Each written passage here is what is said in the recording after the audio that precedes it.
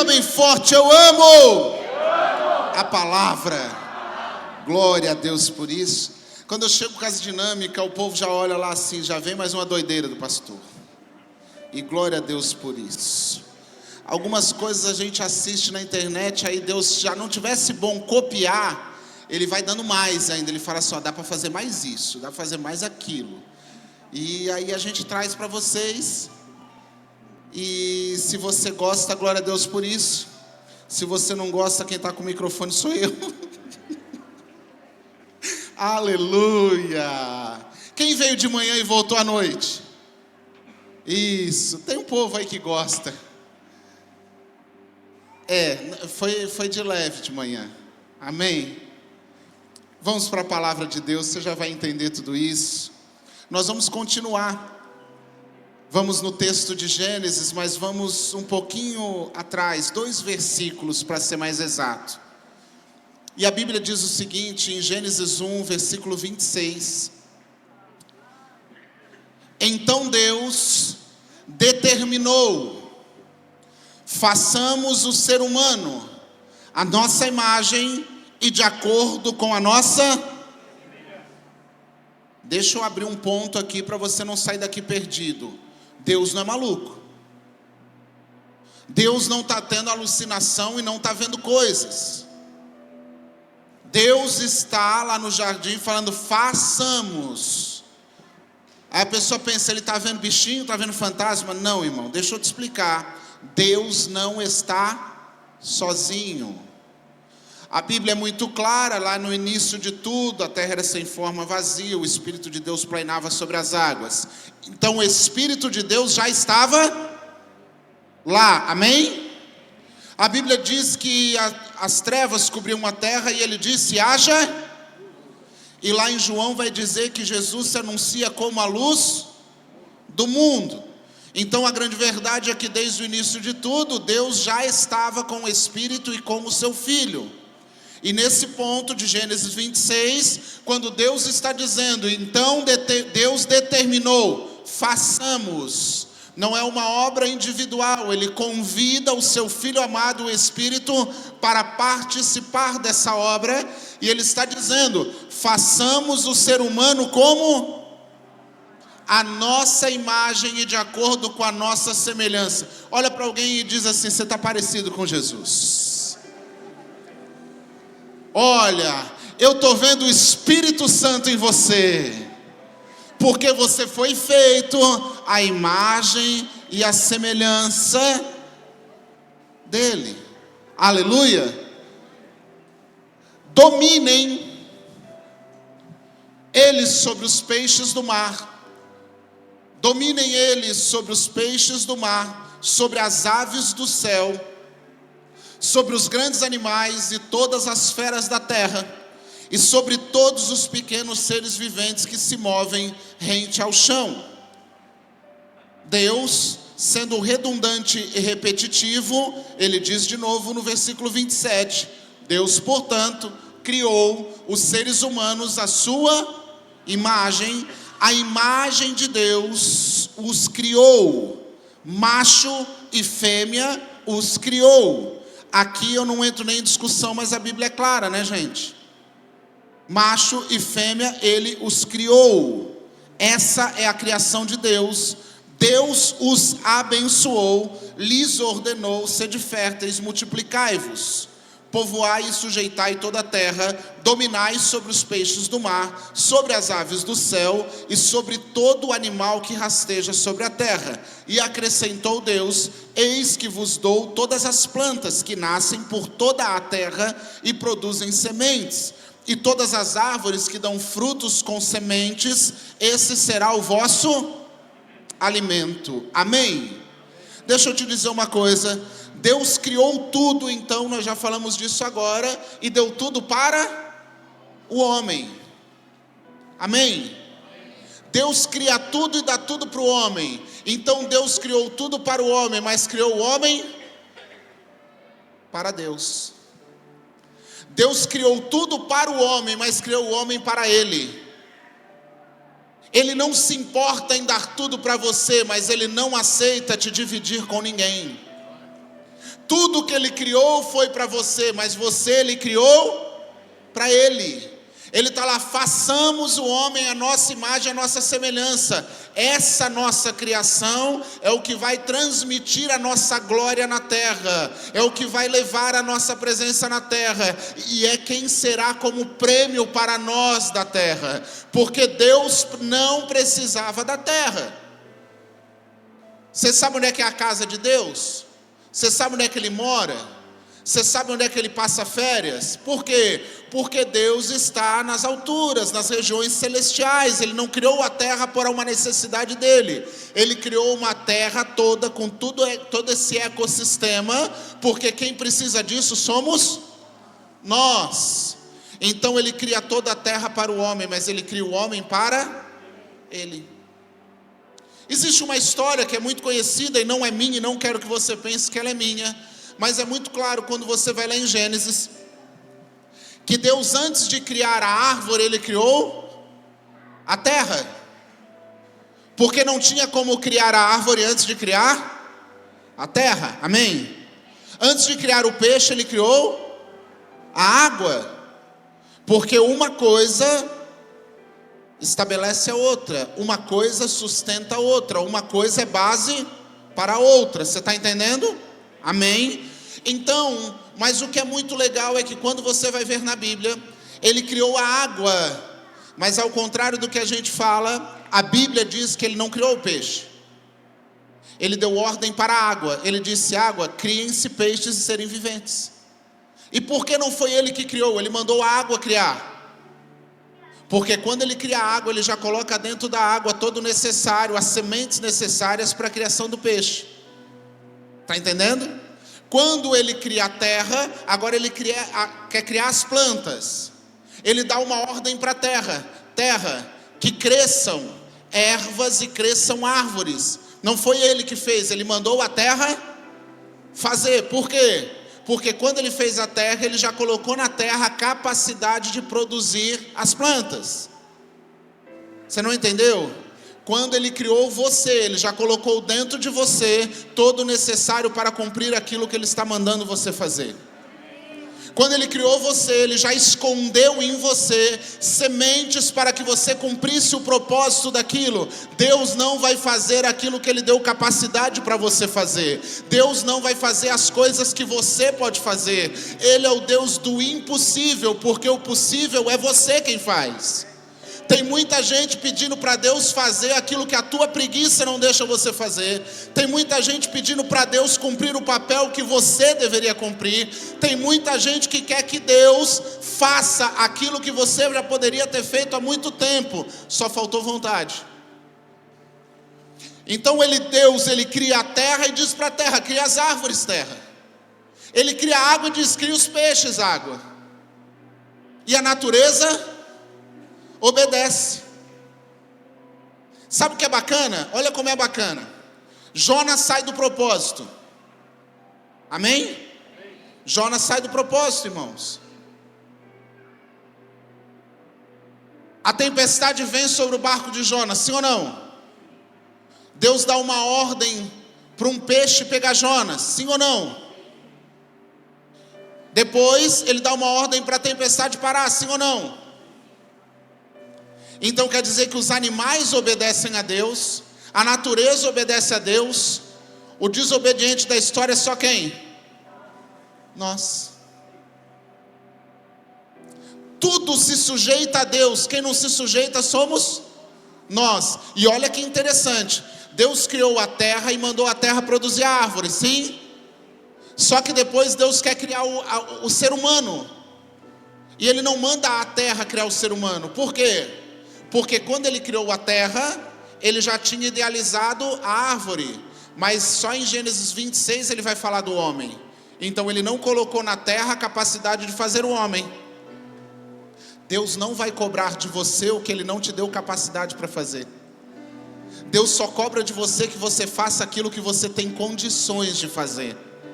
Por isso que Ele não aceita as tuas desculpas, porque Ele sabe o que você pode e o que você não pode fazer. Deus não quer o que você não tem, o que você não pode, mas Ele espera que você faça tudo o que você pode. Sabe de uma coisa? Servir a Deus não vai te custar alguma coisa, servir a Deus vai te custar tudo.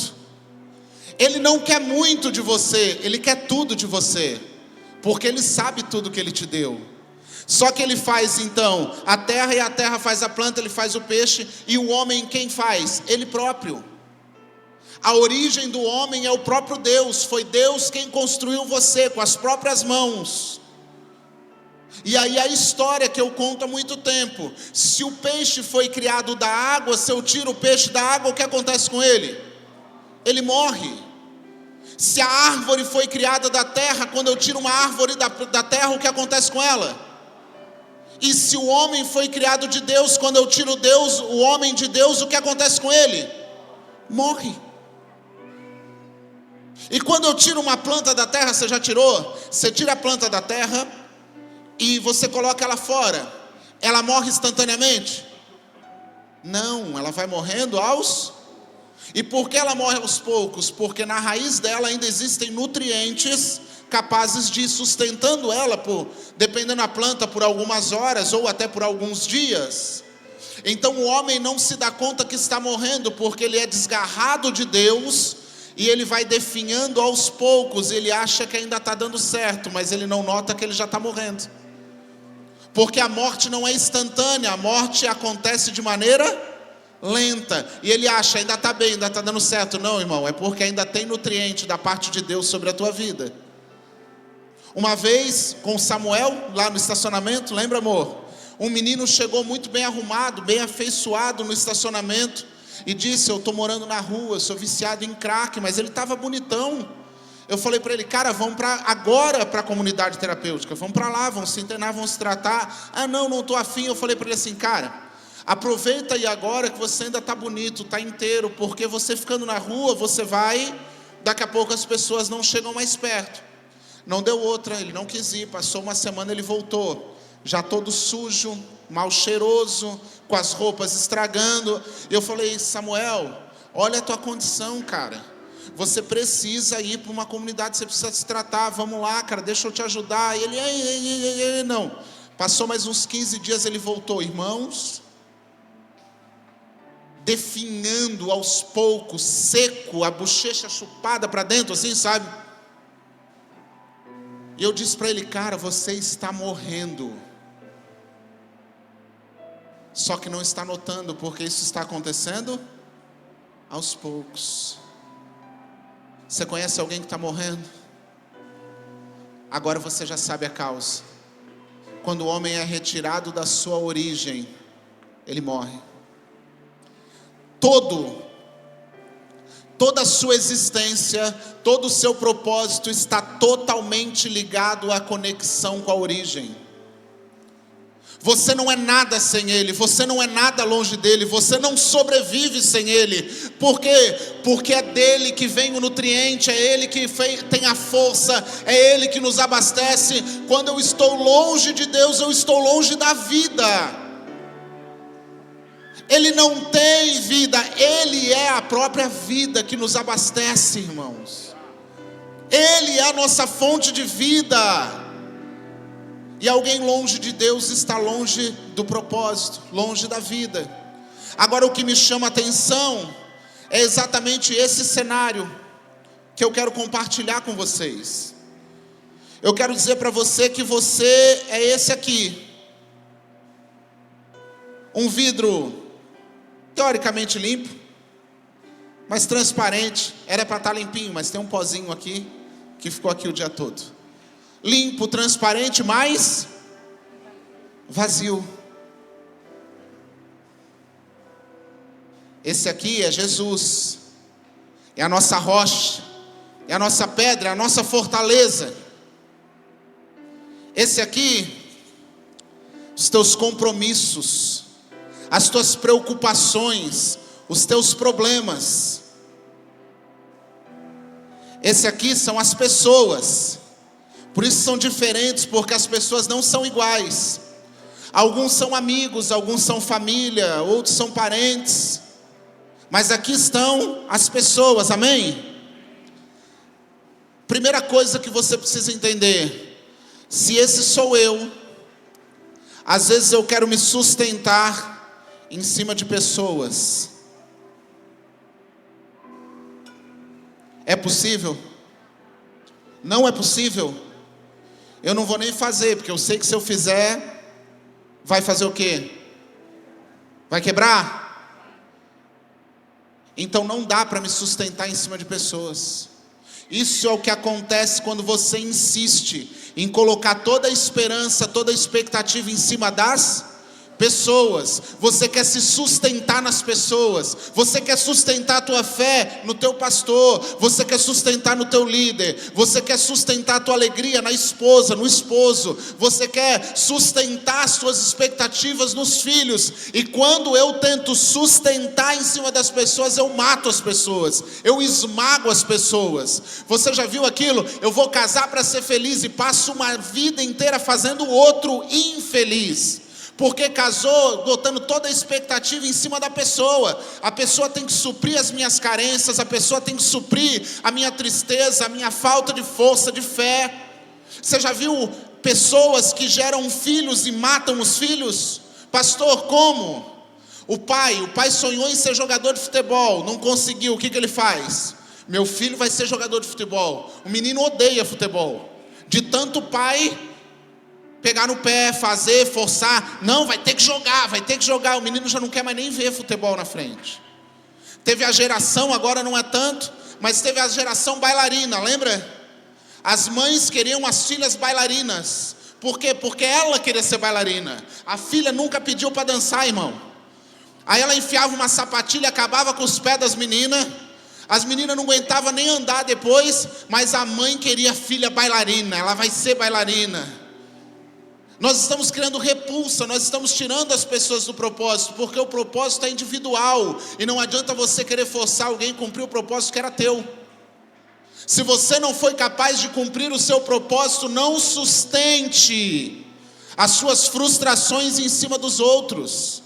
Se você não foi capaz de viver os teus sonhos e projetos, não esmague, não mate as pessoas. Agora, quando eu tenho a possibilidade de ser sustentado por Jesus, que é a rocha, Ele é o suficiente para me dar equilíbrio, para me dar sustentação, para não construir na areia, mas construir sobre a rocha.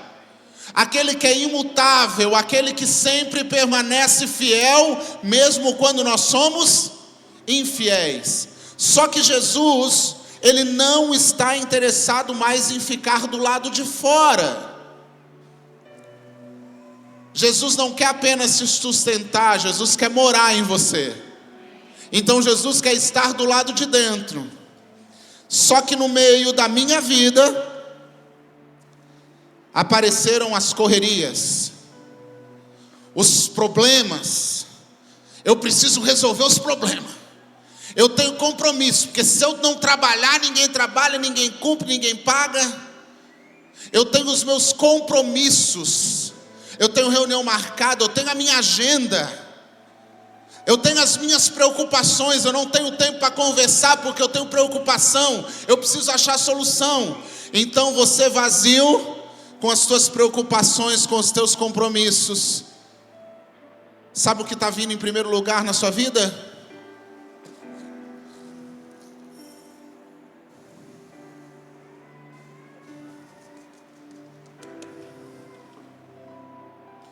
Problemas, preocupações e compromissos.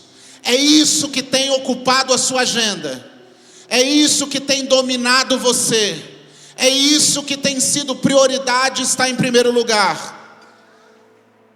Mas as pessoas fazem parte da minha vida, pastor, fazem. Aí você começa a colocar, seu bel prazer, quem te interessa.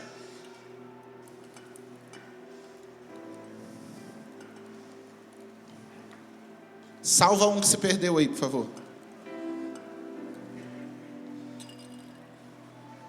Obrigado, Dai. Aqui eu tenho o primeiro problema da minha vida. Quando eu priorizo as coisas erradas, alguém fica de fora. Quando eu priorizo as coisas erradas, eu estou deixando alguém lançado de lado. E aqui estão as pessoas que talvez precisavam de mim. Aqui pode estar um filho que precisava da presença de um pai, de uma mãe. Aqui pode estar uma esposa, um esposo que precisava de um esposo ao seu lado. Aqui podem estar ficando de fora as pessoas que são importantes para o teu propósito, mas como eu ocupei demais os espaços, não há mais espaço para elas. E o pior de tudo, as pessoas foram lançadas, descartadas, deixadas de lado, e só agora eu lembrei de Jesus. E aí eu quero dar um jeitinho de encaixar ele, mas não tem mais espaço para ele na minha vida, porque eu tenho que trabalhar, porque eu tenho que resolver problema, porque eu tenho que correr, porque eu tenho que dar atenção para as pessoas. Pastor, não estou indo no culto porque assim, estou trabalhando muito, estou tendo problema, tenho correria, tenho compromisso, tenho agenda, tenho isso, tenho aquilo. Aí depois eu tenho que dar uma atenção para o meu amigo, para o fulano, para o ferino. E Jesus fica aí, encaixa de qualquer jeito. Só que esse é o Espírito Santo, que queria encher você. Mas se não tem lugar para Jesus para você, não tem lugar para o Espírito em você. Porque o Espírito só é derramado onde Jesus está. E se Jesus está do lado de fora, você começa a viver uma vida como? Eu sinto Jesus quando eu estou perto da Letícia e do Darlan. Claro, é porque Jesus está do lado de fora na tua vida, não do lado de dentro. Então perto de quem tem Jesus, você sente Ele.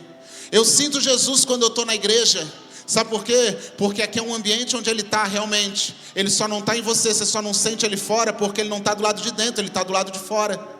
Porque você não deu espaço para Jesus na sua vida. Você não deu espaço para Jesus na sua agenda. Porque a tua prioridade não foi Ele. Então você vive um Jesus externo, não interno. Agora vamos ensinar você. Você continua limpo, continua vazio? Aprenda a ter prioridade. Em primeiro lugar vem quem? Então eu vou colocar Jesus como prioridade. Eu posso não ter o resto, mas eu tenho Ele, eu tenho. Só que quando eu tenho Ele em primeiro lugar, eu posso colocar as pessoas. Porque depois de Jesus tem que vir o quê? As pessoas, não as coisas. Não os problemas, não os compromissos. As pessoas valem mais do que coisas. Então eu coloco Jesus e coloco as pessoas. Elas vão fazer parte da minha vida, elas são prioridade na minha vida. Eu quero as pessoas, eu quero meus amigos, eu quero meus familiares, eu quero os meus filhos. Eu não quero abrir mão, eu quero viver uma vida de relacionamento. As pessoas são importantes para mim. Amém? E aí eu vou descobrir que quando eu coloco Jesus em primeiro lugar, ninguém precisa ficar de fora. Porque quando Jesus me governa, tem lugar para todo mundo, tem espaço para todo mundo. Amém? Esse aqui nós podíamos até deixar de lado. Porque problema, compromisso, pastor, eu não quero, você quer. Porque quando você não tem Jesus, o compromisso é um problema. Mas quando você tem Jesus, o compromisso é uma oportunidade. Você não entendeu? Quando é Jesus governando, os compromissos passam a ser oportunidades de gerar para fazer as pessoas que fazem parte da minha família feliz. Eu não trabalho mais para ganhar dinheiro para provar para os outros. Eu trabalho para ter dinheiro para desfrutar com eles, porque eles são importantes para mim. Então eu vou colocar os meus compromissos juntos.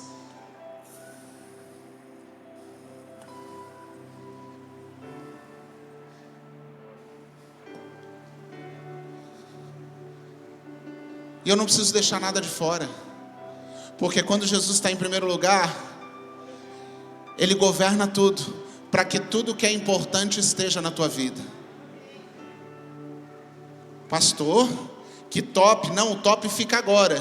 Porque quando Jesus está em primeiro lugar, o Espírito também pode ser derramado sobre você. E aí Ele pode te preencher. Porque se até agora você estava vazio, é porque Jesus não era prioridade para você.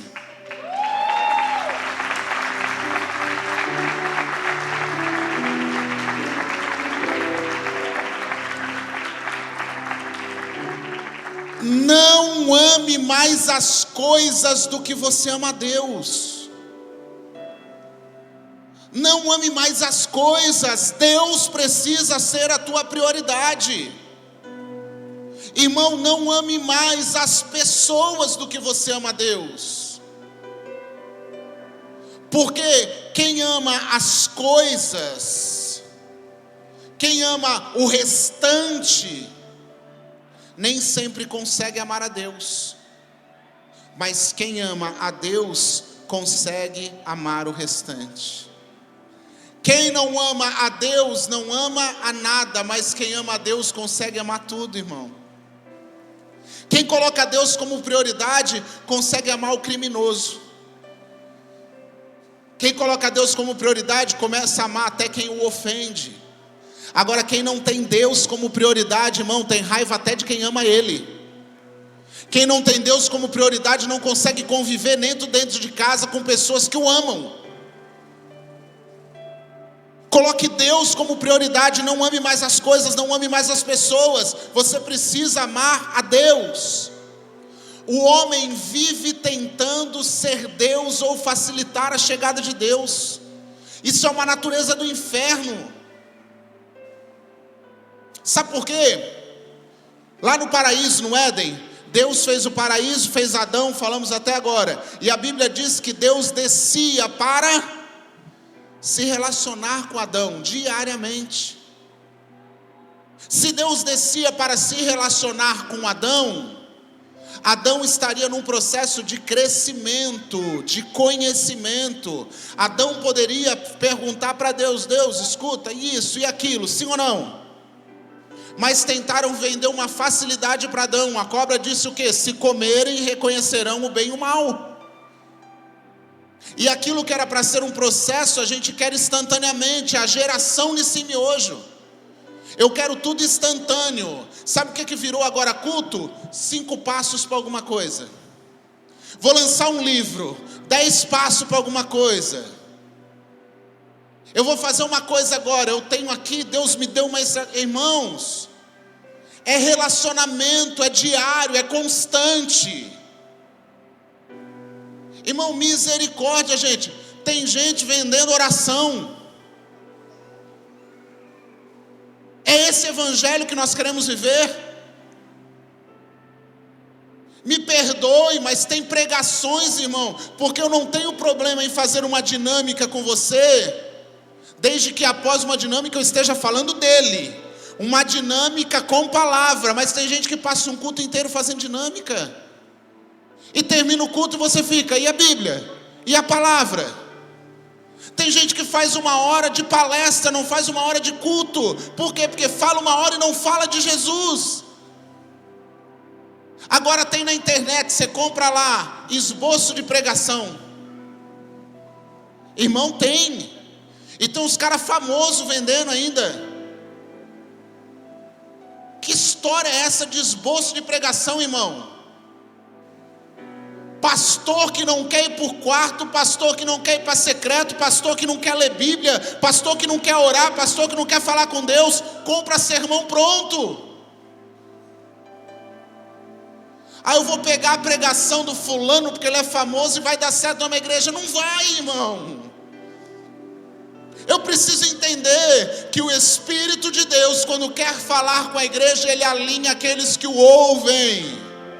Eu não posso pegar o esboço de uma pregação que o maluco pregou lá no Japão, irmão, que Deus queria falar naquele tempo, naquela geografia, para aquele povo, e achar que eu vou pegar aquilo e trazer para cá e que vai dar certo.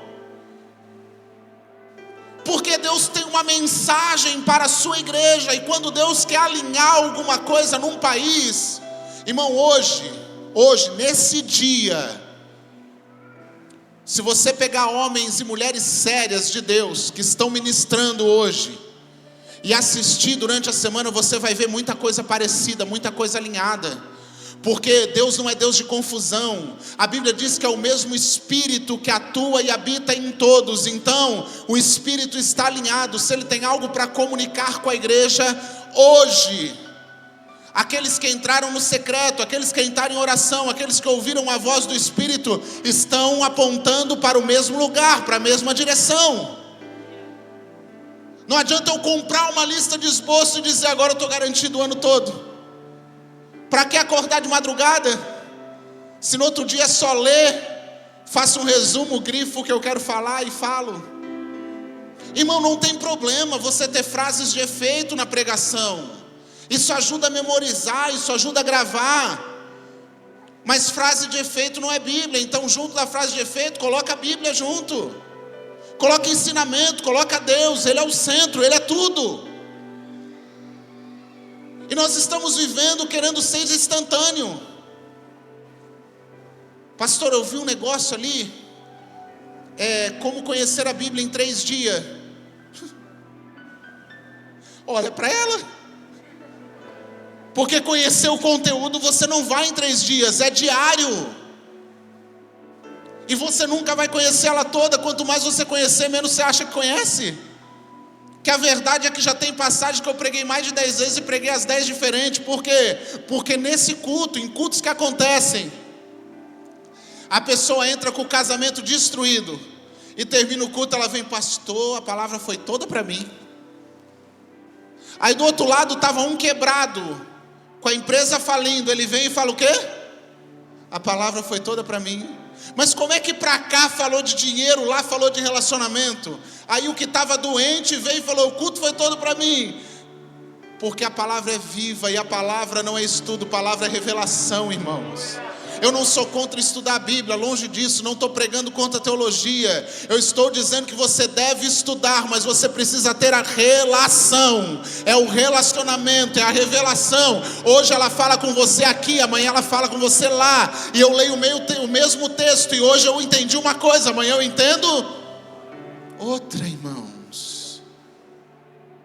É diário, não adianta eu querer ser Adão. Mostra para mim como é que é, vai dar o fruto aí que eu quero conhecer o bem e o mal. Irmãos, é o diabo oferecendo atalho. É por isso que a Bíblia diz que a porta é estreita, irmão, mas largo é o caminho da perdição. A palavra de Deus é uma prova de múltipla escolha com uma alternativa. Porque todas as outras escolhas são erradas. Então você vê, não, qualquer um dá certo. Se qualquer um der certo, não é de Deus, irmão. Porque é só Ele que dá certo. Não se chega de várias maneiras ao Pai. Eu sou o caminho, a verdade e a vida. Ninguém vai ao Pai senão... Não, pastor, tudo é Deus, né? Tudo é Deus, é uma ova, rapaz. Que tudo é Deus. Ah, mas eles são bonzinhos também. Deixa eu te contar uma coisa. Aonde Jesus não é centro, é seita. Não existem várias formas de chegar a Deus. Se você lê Bíblia, a única forma de chegar a Deus é nele. Ele é o centro, Ele é o alicerce, Ele é a prioridade. Ai, pastor, mas são tão bons, eles falam, sabe, de coisas bonitas. Tudo bem, amo a vida de cada um. Mas se não é Jesus no centro, irmão, é seita, não é religião, não é nada. Não existe outro caminho, irmãos. O homem vive tentando ser Deus, facilitar. Deus só pode ser Deus de quem coloca Ele como Deus na sua vida. Pastor, esquisita essa frase? Não, ela é fácil, irmão. Deus só pode ser Deus se você colocar Ele como Deus. Sabia? Porque tem gente que quer que Deus faça as coisas, mas Ele não é Deus da tua vida. Sabe o que é Deus? Deus é colocar Ele acima de nós. Deus é colocado como prioridade, como dono, como governo. É isso. E eu estou cobrando que Deus seja Deus, mas eu não coloquei Ele no lugar de Deus. Eu coloquei Ele como estepe do meu carro. E quando eu precisar, eu busco Ele para me socorrer. João 15, versículo 1. Vamos ler. Eu sou a videira verdadeira, e o meu Pai é o agricultor. Todo ramo que estando em mim não dá fruto, ele retira, e todo o que dá fruto, ele, para que dê, segura aqui, nós já continuamos, escuta uma coisa, Jesus diz, eu sou a videira, Jesus falando, e o meu pai é agricultor, quem está em mim descansa, porque o meu pai cuida, quem está em mim confia, porque o meu pai cuida. O agricultor sabe quem é? É quem fez tudo. Ele está dizendo, você lembra quando meu pai fez a terra, o jardim, que nós estávamos pregando até agora? Então, o camarada que fez tudo, que inventou tudo, é quem vai cuidar de você. Então descansa, porque eu sou a videira. Agora, todo ramo que estando em mim não dá fruto, é um monte de gente que está deixando Jesus do lado de fora, achando que está nele, irmão, e não está dando fruto, e está achando, Deus aceita tudo, Deus quer tudo. Onde é que tu leu isso, irmão? Deus aceita tudo, por isso que ele mandou o dilúvio? É isso que você acredita? Você acredita que Deus quer o resto?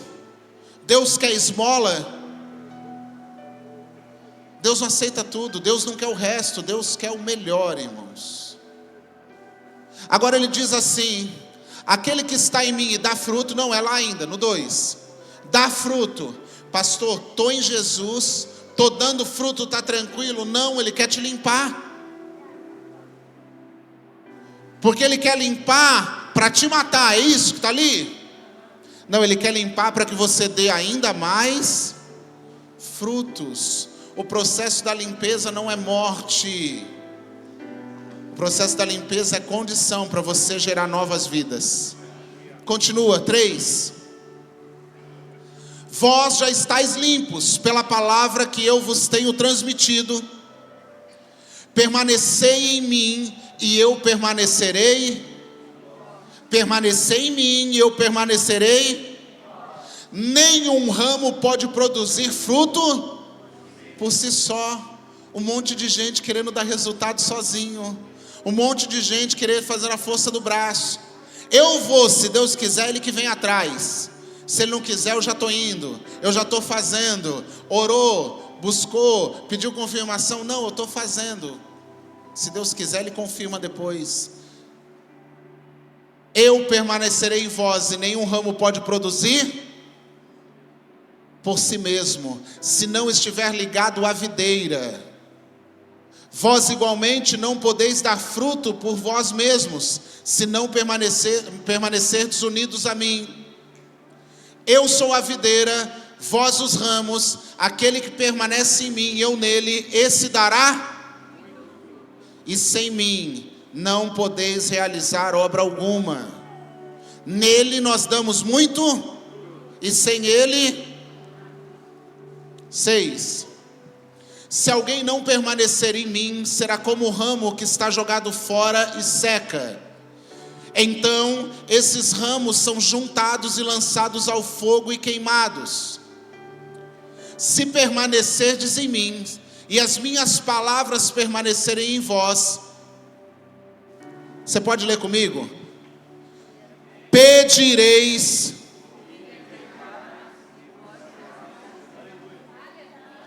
Olha o que Deus está dizendo, Isaac. Ele está dizendo assim, escuta uma coisa, tem uma ciência que você ainda não entendeu. Eu sou uma videira forte, eu sou uma videira com nutrientes, eu sou uma videira com condições, e meu pai é o agricultor que quer cuidar daqueles que estão grudados na videira, e aqueles que estão em mim começam a ver frutos acontecendo, aqueles que estão em mim começam a colher resultados, mas ainda é pouco, porque à medida do processo que você dá resultado, eu limpo para que você tenha mais resultado, e à medida que você vai dando resultado, a minha palavra permanece em você, e tudo o que pedires eu concedo. Porque eu não peço para a minha glória, eu peço para a glória da videira. Eu não sou o centro, eu não sou o núcleo, eu não sou o gerador, eu sou só um ramo. Então, se o meu fruto é bom, não é por causa do ramo, é por causa da videira. Se o que está acontecendo é bom, não é por minha causa, é por causa da videira. Versículo 8. O que glorifica meu Pai é que deis... Não, vocês não entenderam, irmão. Muda agora, ó. Muda essa cara de coitado. Isso, faz uma cara de vencedor agora. Faz uma cara de feliz. O que glorifica meu Pai é que deis em... Deixa eu te contar uma coisa. Durante muito tempo foi nos pregado uma religiosidade, um evangelho de vitimismo, de coitadinho, de humilhação. O crente precisava andar de bicicleta. O crente precisava andar de cabeça baixa. Uma hipocrisia de uma humildade inexistente. Irmão, Deus não tem problema em te dar as coisas. Por isso que Ele disse que Ele veio para que você tivesse vida e vida em abundância. Não é para você ser coitado não, irmão. Eu creio que os maiores empresários da terra serão filhos de Deus. Eu creio que os governantes dessa terra serão os filhos de Deus. Eu creio que Ele vai dar o melhor para os seus filhos. Porém, se permanecerdes em mim. Irmão, tem problema você comprar casa? Não tem problema não, irmão. Compra melhor, compra maior, compra bonita, compra o que você pode. Mas uma coisa, Ele é prioridade. Porque se Ele é prioridade, aquilo que eu adquiro glorifica meu Pai. O que glorifica o meu Pai são os teus frutos, as tuas conquistas. A pessoa sabe quem você era. A pessoa sabe de onde você saiu. E quando olhar, meu Deus, o que aconteceu com fulano? Era um coitado, rapaz, era um pé rapado. Pois é, o filho recebeu a herança. O filho recebeu a herança. Meu Deus, chegou aqui quebrado, já estão de casa nova. É que o pai adiantou a herança para ele. Porque eles têm prioridade, irmão. Aplaude Jesus.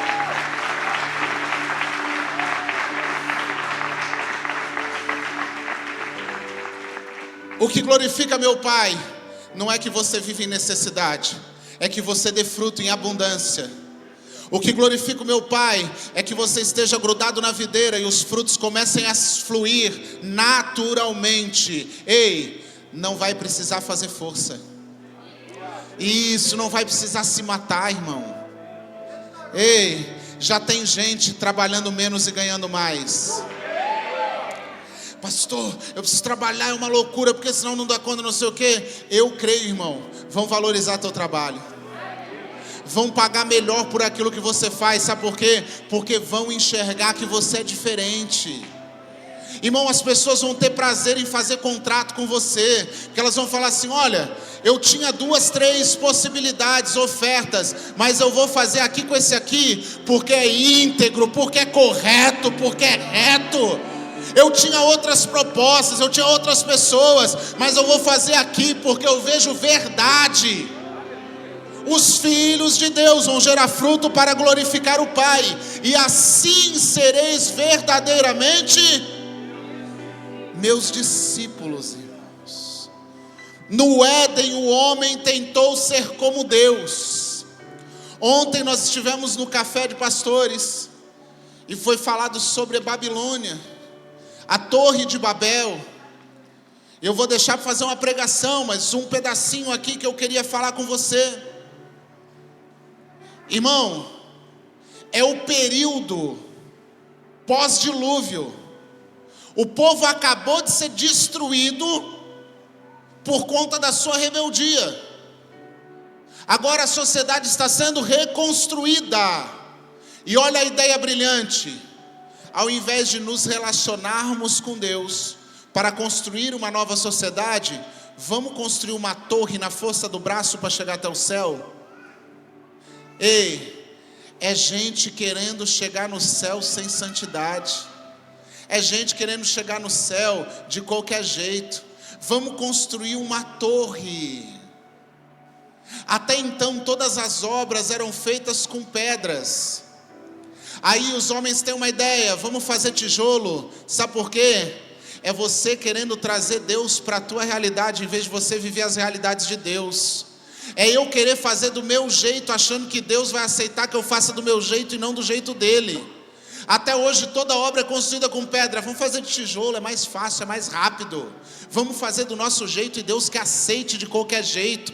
Ei, o evangelho é a verdade, irmãos. Sabe o que era a Torre de Babel? A Torre de Babel era o homem tentando construir um acesso da terra para o céu. O Evangelho é Deus dando um acesso do céu para a terra. Nós precisamos entender que enquanto a religião mesmo, é a religião, irmãos. A religião é o homem tentando junto construir algo que o leve para o céu, enquanto Jesus Cristo é o céu estendendo uma escada, uma ponte, um véu até a terra. Nós vamos viver a religião ou nós vamos viver Jesus? Na religião nós vamos viver todo dia tentando construir algo para nos levar lá, mas Jesus nós vamos agarrar naquilo que Ele já estendeu de lá para cá.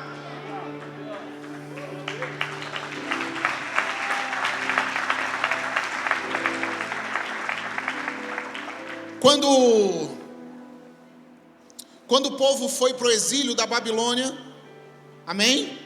Você lembra essa época? Isso. Nabucodonosor invade Israel, mata as pessoas, leva para o exílio, destrói o templo. Lá no exílio, você sabia que Nabucodonosor, ele não proibiu nada, ele só tirou as pessoas da terra. Ontem foi citado algo, hoje eu li algumas coisas assim, fui estudar mais. Eles chegaram na Babilônia, irmão, eles podiam fazer até churrasco, podiam se reunir em família, em comunidade, não tinha problema. Nabucodonosor só privou eles da liberdade da sua terra, mas eles podiam se reunir em comunidade, eles podiam estar juntos, eles podiam cultuar. Você sabia que na verdade a sinagoga ou a igreja nasceu na Babilônia, não nasceu em Jerusalém? Em Jerusalém eles adoravam no templo de Salomão, porque lá em Moisés era construído o tabernáculo para o povo adorar, amém? Depois Davi deu o projeto para Salomão e Salomão construiu o templo. Então lá em Israel todo mundo ia no templo. Agora na Babilônia começam a poder se reunir na casa da irmã Maria, na casa do irmão José. Aí começam a nascer as igrejas.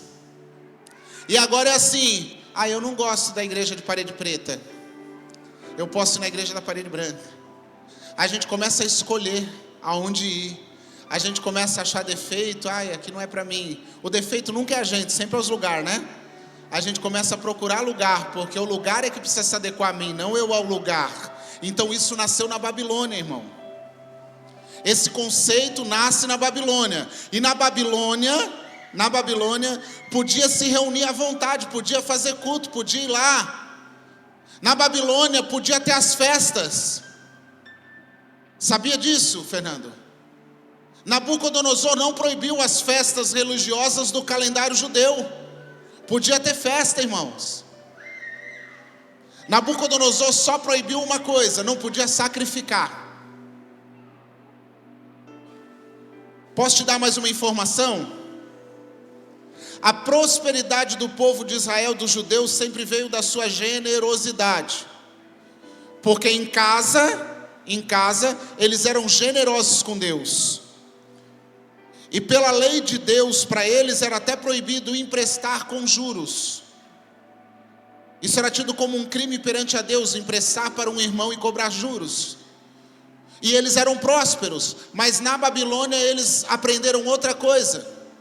Na Babilônia eles aprenderam a negociar. Porque agora, como eles não estavam mais em casa, eles estavam em terra estrangeira, eram escravos, eles precisavam negociar para se manter. E eles aprenderam bem, porque os judeus negociam muito bem. Mas com isso tudo veio uma cultura que atingiu nós. Pastor, qual é essa cultura? É porque hoje nas igrejas pode se reunir, pode fazer festa, a gente só não quer sacrificar, porque a gente aprendeu a negociar. Então hoje o povo vem para a igreja para se reunir em comunidade. O povo vem para a igreja porque tem conferência, porque tem show, porque tem isso, porque tem aquilo. Mas nós queremos negociar com Deus. Por quê? Porque eu quero estar na festa, mas não quero sacrificar para estar na festa. Eu quero fazer parte do movimento, mas eu não quero sacrifício. Então eu negocio a minha entrada no movimento, irmãos. É a Torre de Babel nos governando. Todos os povos da antiguidade ou até hoje que eram politeístas. Você sabe o que é isso? Nós somos o quê? Monoteístas, porque nós só temos um Deus. Mas todos os povos da terra que são politeístas, sabe qual é a base? A mesma que tu usa até hoje. Pastor, eu não entendi. É a mesma que você usa até hoje. Quando você acha que Deus não é o suficiente, e você começa a criar outros deuses para a tua vida. Quando Deus já não era mais o suficiente, eles criam o Deus Sol, o Deus Lua, o Deus Água, o Deus isso, o Deus aquilo. Só que a nossa geração começou a endeusar o carro, começou a endeusar a vaidade, a mídia. Nós começamos a endeusar o meu emprego, a endeusar o prazer, a endeusar o dinheiro. Nós estamos vivendo, dizendo que somos o povo de Deus e agindo como politeístas. Por quê? Porque nós estamos endeusando as coisas. Agora posso dizer uma coisa? Já que o teu Deus é o dinheiro, quando você estiver passando por uma dificuldade, para de cobrar de Deus, porque o lugar de Deus não está Ele, está o dinheiro. Nós estamos cobrando de Deus coisas que nós não o colocamos como Deus. Então muda. A partir de hoje, quando você tiver um problema, já que se você não tiver dinheiro, ninguém te reconhece. Se você não tiver dinheiro, você senta na mesa, pega um maço de dinheiro, põe na mesa e cobra o dinheiro. Eu estou passando por isso, essa situação, o Senhor não vai fazer nada. Fala com o dinheiro, porque Ele é teu Deus. Quando você estiver precisando de um problema de saúde, não vai orar para Deus. Vai lá no teu carro. Já que você endeusa tanto o teu carro, diz para Ele assim: dá um jeito de me curar, carro. Porque nós estamos endeusando as coisas. Vai no teu emprego. Já que o teu emprego é tão importante assim, que não tem nem espaço para a tua família, que não tem nem espaço para Deus, vai lá no teu emprego e fala: ó, dá um jeito aí, patrão, porque eu estou passando uns problemas e o meu emprego é o meu Deus. Porque o politeísmo nasce exatamente disso, de nós não confiarmos que Deus é o suficiente. E a gente começa a colocar penduricalhos, a gente começa a colocar enfeite. Quer saber de uma coisa? Se você gosta de enfeite, de fantasia e penduricalho, vai pular carnaval, não vem para a igreja. Porque aqui na igreja a verdade é Jesus Cristo, sem fantasia, sem máscara. Quando Deus fez o homem no jardim, Ele fez o homem nu. Foi o pecado que fez com que Adão e Eva construíssem uma roupa para cobrir a nudez. Porque quando Deus se encontra com você, Ele não quer ver a fantasia que você usa, Ele quer ver a verdade que você carrega. Quando Deus se encontra com você, Ele quer olhar para você e ver o teu você verdadeiro. Porque você pode até mentir para você mesmo. Nós somos campeões de contar mentira, gente. A gente mente para filho, a gente mente para marido, para esposa, a gente mente para patrão, a gente mente para os amigos. Ah, pastor, uma mentirinha não tem problema, irmão. Mentira é mentira. E o pai da mentira é o diabo. Não existe mentirinha. E outra coisa, você pode mentir para as pessoas, você pode mentir até para você. Você nunca vai conseguir mentir para Deus, irmãos. Deus quer encontrar com você nu. Não precisa chegar em casa e tirar roupa. Eu estou dizendo, coloque a tua verdade para Ele, irmão. Para de se fantasiar. Tem um menino, é amigo nosso de infância. Eu conheço ele desde pequenininho, era muito amigo do meu filho Alan. E ele foi para o retiro ano passado, irmãos. Ele estava começando. Aí agora eu estou vendo o verãozão, só foto com narguile, com balada, com música. Chegou ontem, colocou no Instagram: chega de 2025 com tanta falsidade. Eu falei: agora. Já chamei ele no WhatsApp, falei assim: filho, a única verdade sobre a tua vida é Jesus. Todo o resto é mentira, maquiagem, fantasia e falsidade. Você está procurando beleza? Então tá, continua indo olhar manequim na vitrine. Você está procurando verdade? Olha para a cruz e enxerga Jesus. Você está procurando satisfazer os teus prazeres? Agora você está procurando santidade? Vai para Cristo, irmãos. Nós precisamos mudar o nosso foco, sair da religião e viver uma verdade. Na Babilônia o povo aprendeu o comércio, então com isso eles começaram a querer negociar. Não quero mais sacrificar. Para que eu vou sacrificar? O povo reúne, o povo faz festa, mas o povo negocia com Deus. Você está feliz com a alegoria? Eu decidi, irmãos, que nós vamos viver a palavra de Deus verdadeira. Sabe, tinha um tempo em que o povo estava louco pela mensagem do receba. Enche o culto, irmão. Receba, Deus vai te dar, enche o culto. A fila da bênção, irmão, chega até lá fora se precisar. Só que são bênçãos que não transformam. Então tem gente de barriga cheia de bênção, mas com o coração vazio de Jesus. E a gente começa a descobrir que até a bênção sem Jesus vira maldição. E com Jesus até a aprovação vira presente. Passar pelo vale, irmão, com Jesus é escola. Passar o paraíso sozinho é inferno.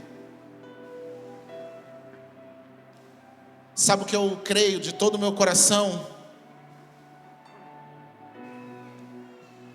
Que nós precisamos colocar Jesus no centro, irmãos. Nós precisamos parar de ser essa vida vazia, mas nós precisamos aprender a colocar Jesus como prioridade. A vida não pode ser tão simples a ponto de que em qualquer problema você descarte as pessoas, você deixe elas de fora. A vida não pode ser tão simples, tão vazia, que você obriga os outros a ir se adaptando. Você quer que Deus se adapte às tuas vontades. Nós precisamos colocar Jesus no centro. Nós precisamos nos converter. Sabe o que a igreja brasileira precisa nesse tempo? Se converter e entregar a vida para Jesus. Pastor, eu já sou convertido. Não, irmão, as igrejas estão cheia de gente convencida, mas convertida bem pouco. Eu fui convencido que Jesus é bom, eu fui convencido que a igreja é um lugar legal, mas eu ainda não converti os meus sentimentos, as minhas emoções, eu não converti o meu coração. Eu ainda acho que aqui dá para dar uma adaptada, eu ainda acho que aquilo que eu não concordo muito eu faço do meu jeito mesmo. É um monte de gente convencida, mas não convertida.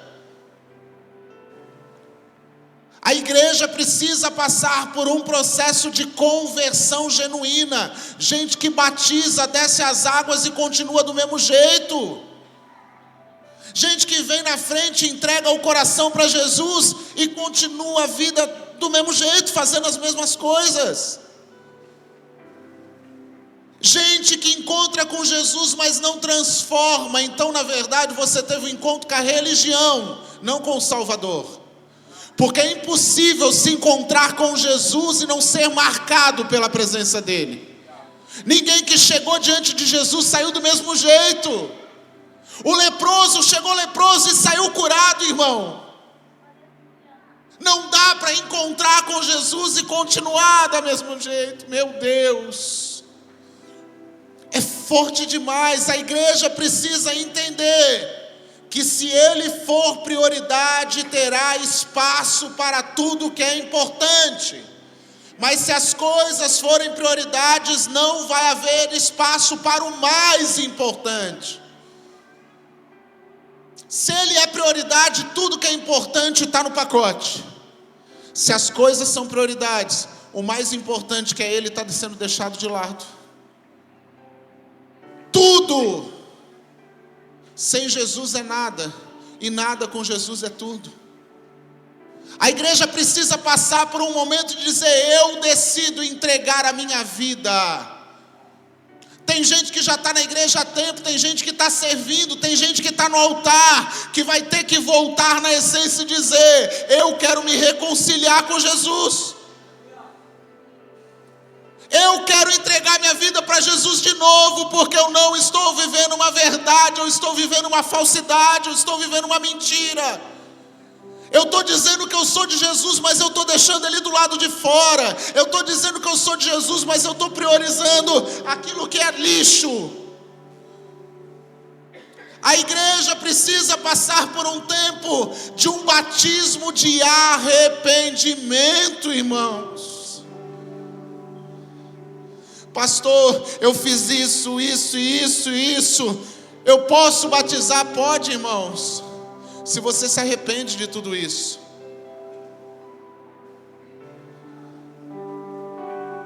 A gente conta o nosso passado imundo com saudosismo. A gente conta para as pessoas os nossos erros, os nossos deslizes, como se fosse algo bom, uma etapa boa da nossa vida.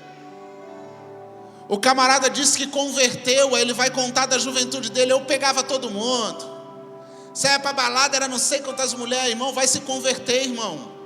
Eu achei que quando você tivesse aceitado Jesus, isso tudo era uma página de arrependimento, não de saudosismo. Não, eu chegava na boca, eu fechava a boca, eu comprava um pacoteira de cocaína. Irmão, vai se converter. O teu coração está sujo. Nós precisamos de um batismo de arrependimento. Nós precisamos de um batismo de entrega, irmãos. Essa é a verdade bíblica para os dias de hoje. Eu entreguei a minha vida para Jesus, então a vida não é mais minha, a vida agora é dele. Já não sou eu quem vive, mas...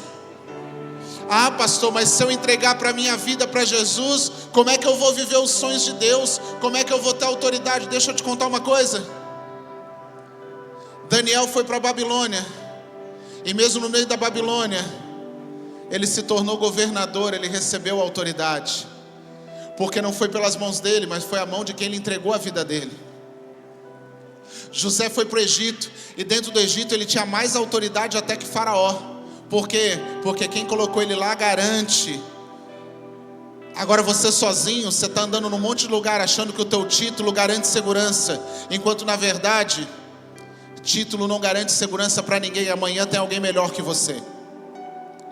Amanhã alguém acha um jeito melhor de fazer que você. Nós precisamos de um batismo de verdade, irmãos. Um batismo de verdade. Eu preciso me incomodar com a mentira. Eu não quero andar num carro alegórico me aparecendo para as pessoas. Eu quero andar no secreto sendo visto por Deus.